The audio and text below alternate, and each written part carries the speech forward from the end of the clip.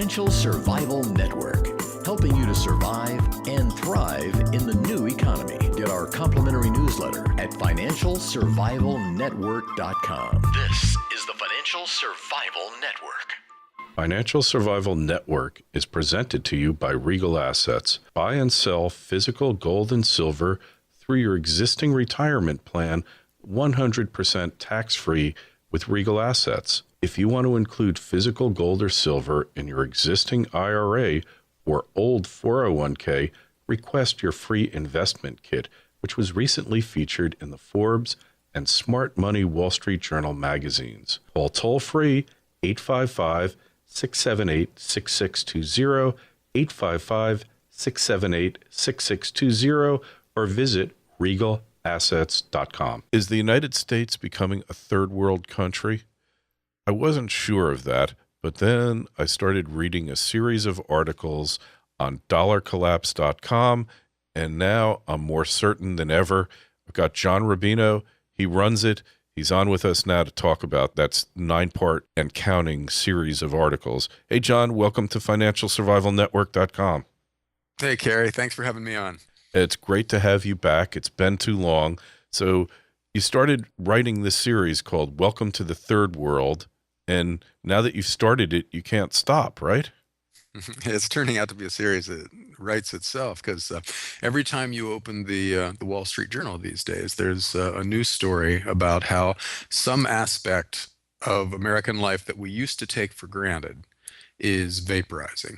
You know, it used to be that a college education was a reasonably reliable ticket to a good job, for instance, and a good career, but it's not turning out that way. You know, these days college is so expensive that kids are graduating with $100,000 of student debt, jobs for whatever major they've chosen, and so they're living with their parents. They can't buy a house because no one will give them a mortgage because of their student debts. They're barely scraping by, and that's becoming the norm for college graduates now.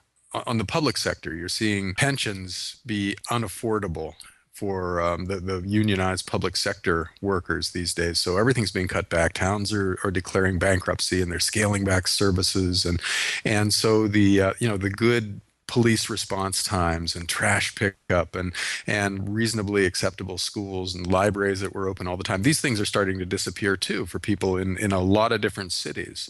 And it just goes on and on. In every aspect of American life now, we're regressing. We're going from the first world country to something like a third world country where things don't work anymore, and there aren't good jobs, and government really doesn't function the way we expect it to. And it all comes back to debt. We have borrowed too much money for the last 30 years. And for a country, just as for a family, when you borrow too much money, your life changes in disturbing ways. And so we're seeing signs of that everywhere in the U.S. Yeah, it is disturbing, and you're right. You're seeing these cutbacks, and it really comes down to the fact that the government's lying.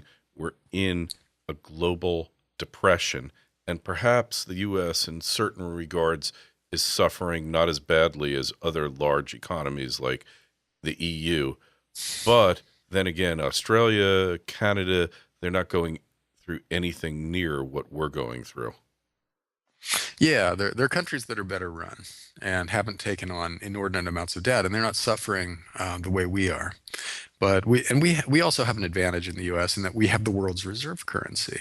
Everybody wants dollars, and a big chunk of the debt that's out there right now in the global economy is denominated in dollars, which means in order to pay that debt off, you have to get dollars, which increases the demand for dollars, which keeps the dollar strong, which allows us to borrow even more.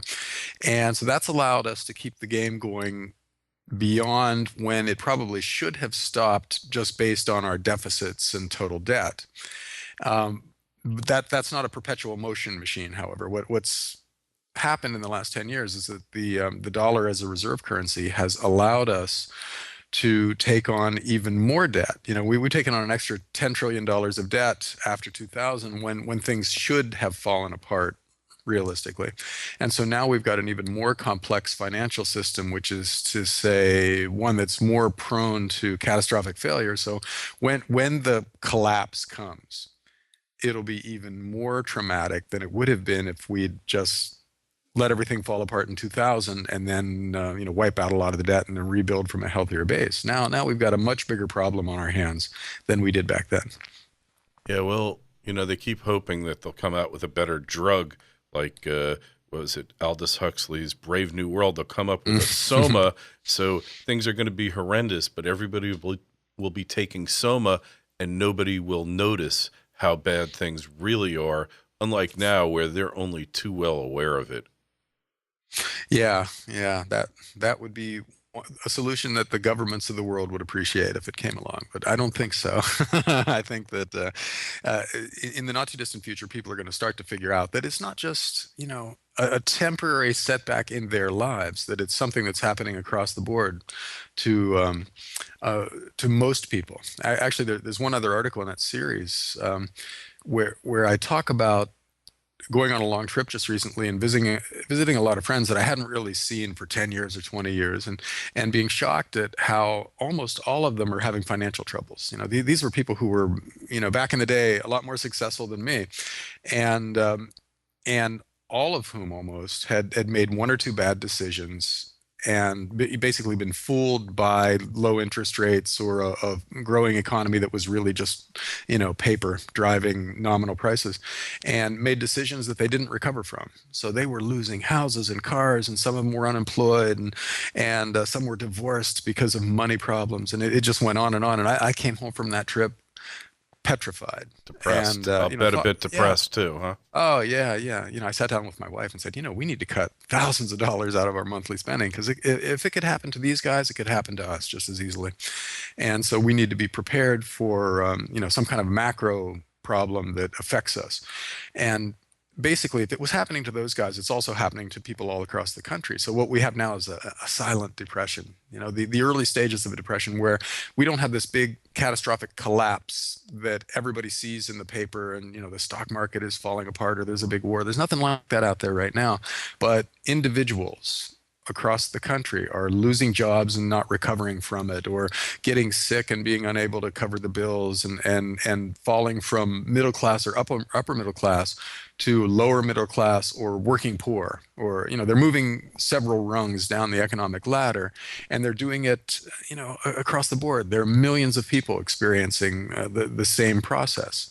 And I don't think as a country we've put the pieces together and realized that it's a societal thing. The people that it's happening to think it's their problem, and also that it's temporary, that the next good job that they get, the next job interview will put them back on their feet, or all they need is their stocks to go up a little bit and they'll have some free cash, things like that. And when people realize that that's not the case, that this is a long-term grinding situation that's going to wear us down because there aren't going to be the kinds of opportunities that there used to be, and life is just going to get harder, then we're going to see a sea change in our cultural mood.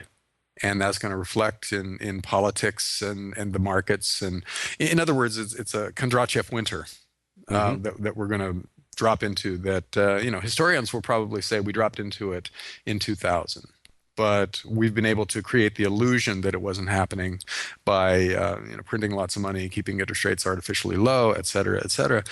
And so we've been able to convince people to keep on borrowing, and government has kept on borrowing, and we've made the situation worse. But at some point, people are going to figure out that the system is broken, and then the change will be interesting in the old to say Chinese the least curse sense. It's going to be a very bad scene when people figure it out, and it's hard to know when it's going to be, but it feels like it's coming soon, based on my own anecdotal experience, because it was an awful lot of people that I saw who were all having trouble, and let them put the pieces together and see that they're part of a group instead of an individual with trouble, and then everything changes.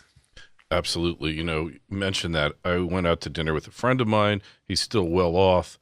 He has a lot of currency in the bank, but he was saying how awful his business is. And interestingly enough, this is a successful guy. We belong to the same country club. So he was there a lot longer than I was. I realized that I had no ability to play golf. So what was the point of paying all this money to be lousy at something? But he was saying that all of his friends, their businesses are down the tubes. They're doing horribly. And he's really concerned. The only ones doing semi-well are the healthcare guys, the doctors, the dentists, because they just haven't felt it yet. But as these cutbacks come, they're going to feel it as well. And, it's a global thing. It's a wake-up call. Charles Hugh Smith says invest locally, and that's really the key, is narrow your perspective down, because your neighbors are the people that are going to help you get through this, and you have to help them get through it as well. So it's time to really change the whole outlook and how we look at the world, how we look at ourselves and our relationship to it. Go down to the local scale, because in the final analysis, some guy in Washington could care less about you. A person down the block or 2 blocks away from you might actually care. Yeah, that's part of the hopeful scenario for all this, that we become more focused on our community and begin to understand that we might need help, and therefore we should be helping our neighbors, and we get more plugged into the local food system and our schools, and start volunteering for the library to keep it open and stuff like that. If that all happens, then we become a much better country, because right now we're really disconnected from what's around us, because we've become very dependent on the central government. We have Social Security and Medicare and national this and federal that, and it's very easy to not think of yourself as part of an immediate community. And if those systems start to break down, and we become more plugged into the people around us, then actually the country becomes a better place. And my worry is that it'll take a gigantic broad-based crisis to bring that about. And I think that's what will happen, because with all this debt, we can't avoid some kind of crisis. But yeah, as we become more plugged into our neighbors and more connected to them, I think we'll be happier people in the long run. Yeah, there's a certain inevitability to that crisis, though, and I don't see any way to avoid it. Not at this point. No. You can mitigate it, and these crises, financial currency collapses, really bring out the worst in humanity and the worst in our leaders. We wind up with dictators, emperors, whatever. So hopefully there's some among us, a critical core, who can see to it that we avoid repeating history. But just like the final chapter of your series on Welcome to the Third World hasn't been written yet, neither has the final chapter in the collapse or the decline of the United States. So I guess we need to be hopeful. Anyway, John, dollarcollapse.com, that's the go-to place. I've been looking at that blog for years now. Do a phenomenal job. And to hear this interview, as well as numerous others I've done with John and financial luminaries across the globe, financialsurvivalnetwork.com. Sign up for the newsletter. John, anything else, any parting wisdom for us here? Well, you did mention something interesting there, Kerry. I think that historically it's pretty clear that when you have a big financial crisis, like we've clearly got coming, that the politics become really crazy. And frequently in history, we've gotten a financial crisis followed by some kind of a dictator, because people just want it to stop. They're willing to put a lot of power in the hands of one strong person who promises to stop the bleeding and to stabilize things. And so that's part of the big risk that we have coming up, is that our politics become authoritarian. And so we've got to educate ourselves and be prepared to make the opposite argument, that the solution is a return to limited government and sound money, not the other way around. And so I think we have a political responsibility going forward. Not right now, because it doesn't matter, but eventually the argument is going to become both very interesting and very important. Yeah, and so much more important than it is now, for certain. So we need to be building our followings, which you and I are doing, and so many other of us. And the interesting thing is, John, and I know you've experienced it too, since gold started taking off, which to me last month is more of a recognition of the futility of central banking and the governments trying to intercede, I've seen dramatic increases in listenership and website visits, and I'm sure you're seeing exactly the same thing. Yeah, the traffic at Dollar Collapse tracks the gold price. When it's going down or it's just sitting there, fewer people feel either interested or energized or threatened by the world. And so they don't tune into gloom and doom sites like mine. But as soon as gold starts And going mine. up, everybody gets interested again. Yeah, they start plugging back in. So it's hopeful from a traffic standpoint going forward, because I think precious metals are going to be one of the go-to assets as we gradually destroy the value of all the paper currencies in the world. So, yeah, guys like you and I are kind of in a sweet spot from the point of view of recognition and advertising revenue and stuff like that, just because we're in the right place. But it's important for people to understand, for you to understand that we don't really want to be right, but we don't have a choice. No. And, somebody's got to be telling you the truth, telling you what you need to do, helping you to get prepared, because you can't count on your government to do it. And the traditional pillars of society, everybody's got their head in the sand. They don't want to deal with it. And that's the problem. And that's why you and I, John, are getting critical mass. And people, you need to know, we're not doing this for the big bucks. There isn't big bucks in it. We're able to keep the lights on and maybe put a little bit of money in our pockets at the end of the month. But we're doing it to help you get ready for this, because I know that John could be doing other things, getting a lot more money than he is now, but we're here to help you. Yeah, agreed, Kerry. And it's an educational process more than anything else, and it's fun. Yeah. Being plugged into what is really the big story of this century, which is the collapse of the fiat currency system. Yeah, this experiment it's a global experiment that's failing, and really when the books are written 100 years from now about this time, the historians of the future will be focusing on what you and I are talking about. So we're plugged into probably the most interesting historical story of our lifetimes. Yeah, absolutely. We are ahead of the curve because everybody else is ignoring this story. Government, media, financial institutions.